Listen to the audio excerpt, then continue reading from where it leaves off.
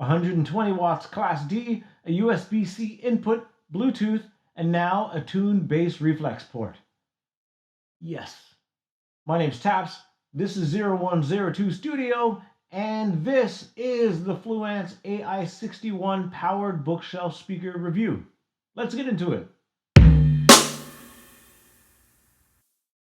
To say that I was looking forward to this review is a bit of an understatement. I was really looking forward to this review.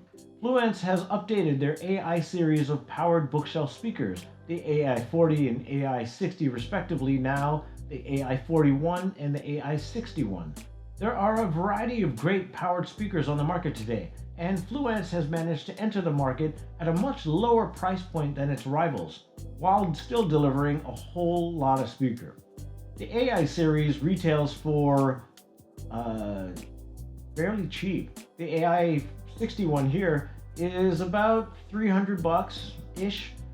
Fluance hails this speaker as the best speaker for any occasion, and that sentiment does ring true.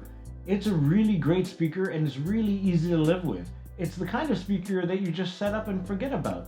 I got to review the larger of the two, the AI61 sitting here behind me, and I was really excited because I got to review the previous generation, the AI60, which I subsequently purchased, and it's now sitting pretty on either side of our media stand at our cottage.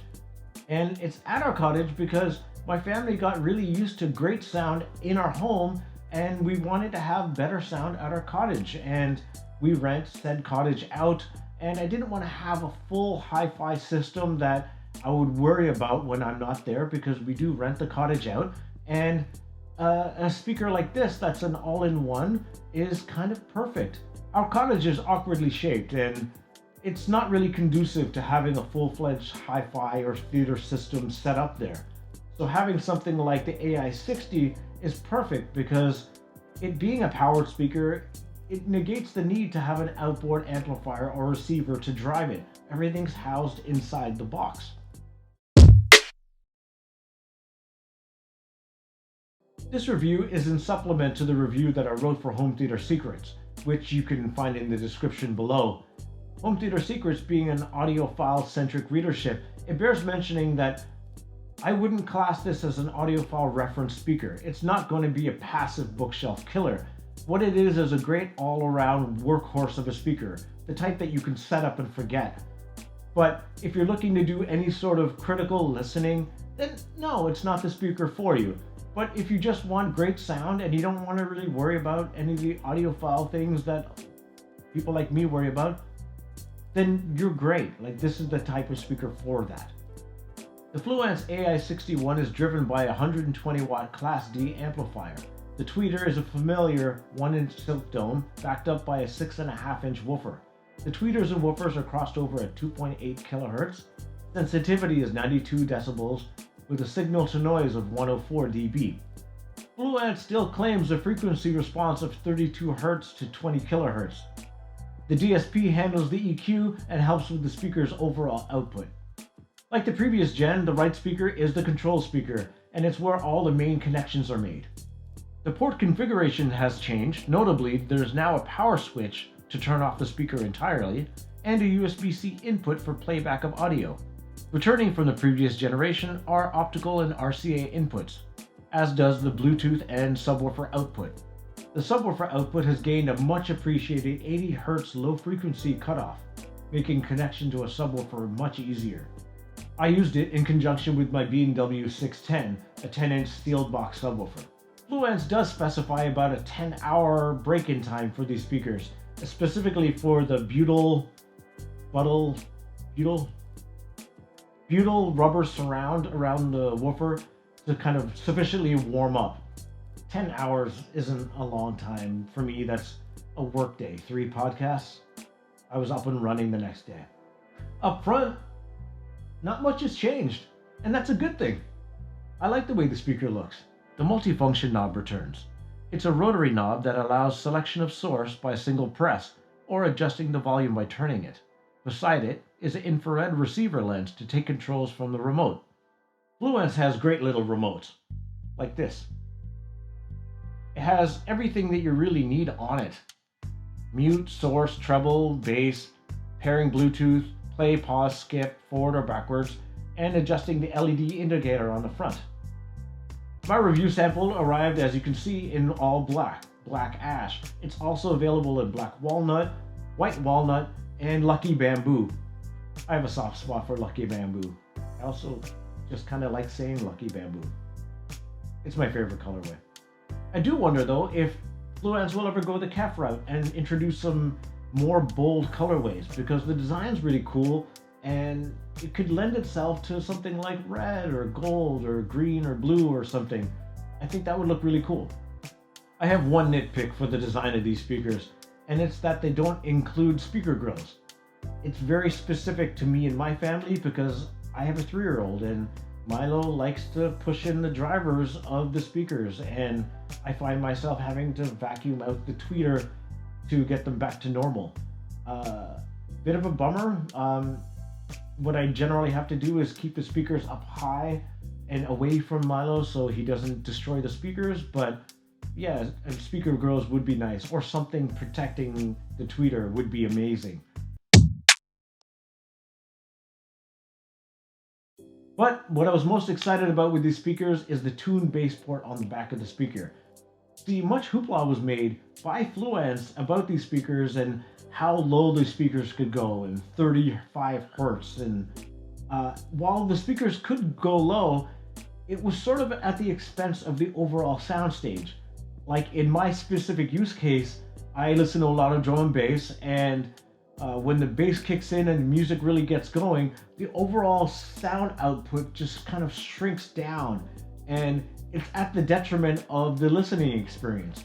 And it sort of forced me to listen to not a lot of electronic music and more acoustic music and podcasts, or just listening at a lower volume overall. I mean, it made sense that the DSP is going to protect the drivers so you don't blow them out when you first listen to them. But having a bass port, I thought, would be a boon for these speakers. And I'm right. The tune bass port is a game changer for these speakers. There is a marked bump in audio quality. The soundstage is bigger, more expansive, there's more separation in the mix, and the bass hits hard. And specifically when the bass hits hard, the audio level doesn't drop. It stays up, there's lots of impact, lots of weight. I love it. Good job, Fluance. Every so often, I'd bring the speaker down to where it's sitting right now with my DJ setup. I love spinning records. I don't listen to vinyl for any audiophile reason. I just like spinning records. What do I listen to? Photech. I love me some Photech. I got everything. One of the reasons I like Photech is his productions are super tight, really clean, and really well done. And I'm very familiar with Photech's music. I've listened to his stuff on everything from Walkmans and boomboxes. I'm old. All the way to big club speakers, and just about every speaker I've listened to, every system I've listened to, so I'm really familiar with it. And his precision Photech-ness of the drums, like, oh, it's great. My DJ system here is two 1200s, a Pioneer mixer, going directly into the Fluance. It sounds great. If anything, I leave the bass and treble fairly flat, because I tend to tweak the knobs on the mixer itself. Compared to the Ai60, yeah, again, the bass hits really, really hard. Having a subwoofer in the mix is really, really nice. Another place that I tested these out was at my desk. Over there, that's where my desk is, I use Yamaha HS8s to mix and make music. And for day-to-day listening, I tend to listen to those as well, because if I was to Bluetooth off my computer to something over here, there's a bit of a lag, especially if I'm watching a video. The audio with Bluetooth, there's a bit of a delay. It doesn't always sync right. And so I tend to just use the Yamahas for videos when I'm working. And yeah, you know, the Yamahas might be a little bit too big for my space, and the flat frequency response does get a little bit fatiguing over the course of a full workday. So I took a shot at subbing in the Fluance in place of the Yamahas. They're not near-field monitors, so I wasn't using them to mix or do any critical recording or anything like that. But for day-to-day listening, they're awesome. And being that close to me, I didn't feel the need to have a sub connected either. Where the AI61 has found a great place is connected to our Peloton. My wife and I are trying to get in some semblance of a routine during this pandemic. And on a good day when school isn't canceled, we get up, we get our kids ready and off to school, and then we come back, we check our emails, and then we take turns, like 20 minutes at a time, on the Peloton, get a good workout in, and that's a good day. On a really good day, I wake up super early, sneak downstairs undetected, hop onto the Peloton for a solid ride. Then I hit the weights, and then I get a nice calming stretch in. On these days, I try to keep the AI61s at a low enough level as to not wake up the kids. But when the kids are not here, we turn up the volume. Sort of. The AI61s sit on a low media stand about 20 feet in front of the bike's position. It's not ideal by any circumstance, but it gets the job done. With the volume low, I can still get a good sense of the music, but with the volume cranked up, it's not really that loud, and I think the problem lies on the side of Peloton. I mean, it's cranked up all the way, and the Fluance is cranked up all the way, but it's not loud. In a small room, that probably wouldn't be a problem because the vocal mix is fairly loud, and I get it. I mean, they've probably optimized it for listening through Peloton's really crappy speaker that's included with the bike, but I wish maybe there was a setting for an external speaker on the Peloton so I could really crank it up good and loud. Non-Peloton Bluetooth is all kinds of awesome. With my phone, I rarely ever hit max volume, and if I do, I'm turning it down because it's way too loud. So, fix that shit, Peloton. With movies and TV is where the AI61 really shines. Holy crap, is it awesome with movies. With Godzilla vs. Kong or Shang-Chi, two pretty terrible movies with awesome soundtracks, every crash, bang, and wallop hits super hard has tons of impact. With a subwoofer in place, holy smokes, it's amazing. If you don't have a subwoofer, you don't need to rush out and grab one if you're getting these. But if you do enjoy those subterranean depths, subwoofer is all kinds of awesome. But either way, holy smokes, it's pretty crazy what these guys can deliver. Even the contrasting quiet moments were really good. I didn't find myself grabbing the remote and turning up the volume during those moments. Everything was clear and audible, and yeah, it was surprising. Really, really good. Movies are so good that I wonder if Fluance would ever release a 3-channel version of this setup. I mean, I'm no engineer, so I don't even understand how that could possibly work. But if they did have a 3-channel setup where the center speaker is the control speaker, take my money. Take it now. That would be so amazing. Fluance, let me know if that's possible, or just release it and I'll buy it.